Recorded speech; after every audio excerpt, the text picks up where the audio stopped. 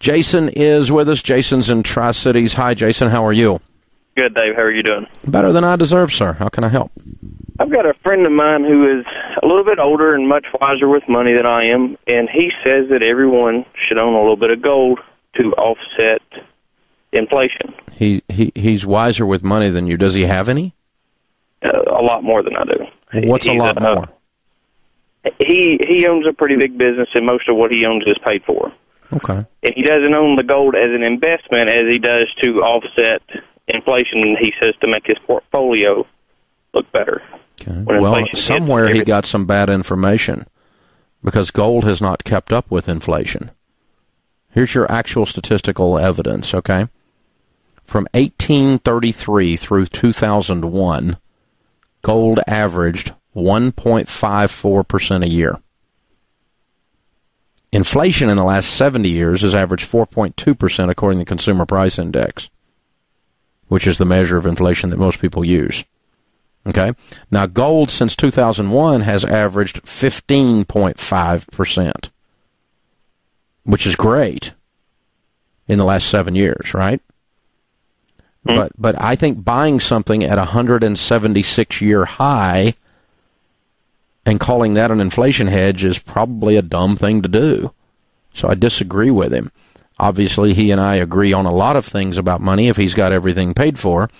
But gold is something that is the weirdest of investments except possibly diamonds. Of all the things you can buy to quote-unquote invest in, those two are some of the weirdest. And the reason they're weird is they have so much emotion attached to them and people ignore the actual facts. Because they have this illusion that somehow gold is always going to be there no matter what happens. We'll always go back to gold, and we don't. Gold is an illusion. Because, when an economy collapses, since the Roman Empire anyway, gold has not been used as a medium of exchange. Now, prior to the Roman Empire, gold was used as a medium of exchange. But when an economy collapses in current day world, a new government arises and a new currency arises. And in the meantime, we use black market barter economy, meaning that, as an example, when I'll show you a miniature example of a collapsed economy, New Orleans, when Katrina hit. People weren't walking around with little gold coins, but you could trade a bottle of water or a can of gasoline for about anything.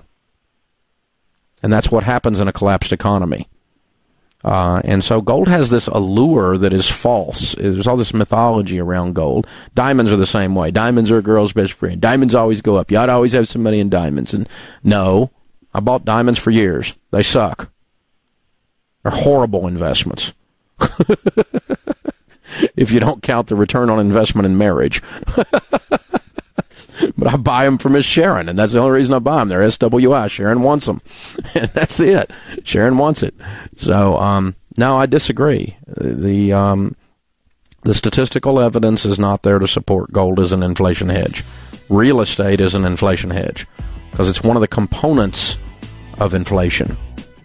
For that matter, companies that make goods more so than services, buying their stock in good growth stock mutual funds are an inflation hedge because they're going to profit as inflation goes up, and so you're going to have that. But you have to have something that's one of the components of inflation to hedge inflation because it runs with inflation then.